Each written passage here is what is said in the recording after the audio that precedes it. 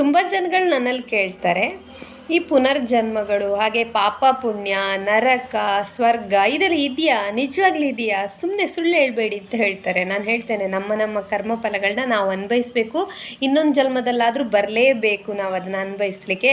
ನಾವು ತಾಯಿ ತಂದೆ ಮಾಡಿದ ಪುಣ್ಯ ಅಥವಾ ಮಕ್ಕಳಿಗೆ ಸಿಗ್ತದೆ ಇದೆಲ್ಲ ಸುಳ್ಳು. ನಾವು ಮಾಡಿದ್ದನ್ನೇ ನಾವು ಅನ್ಭವಿಸಬೇಕು ಅಂತ ಒಮ್ಮೊಮ್ಮೆ ಹೇಳ್ತೇನೆ.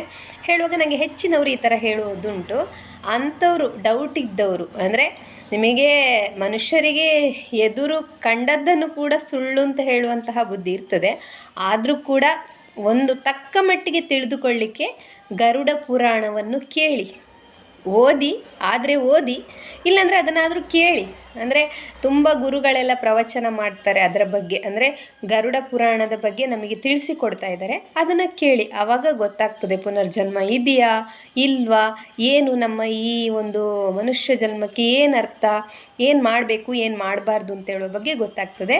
ಪ್ಲೀಸ್ ಹೋಗಿ ಗರುಡ ಪುರಾಣವನ್ನು ಕರೆಕ್ಟಾಗಿ ಕೇಳಿ. Thank you.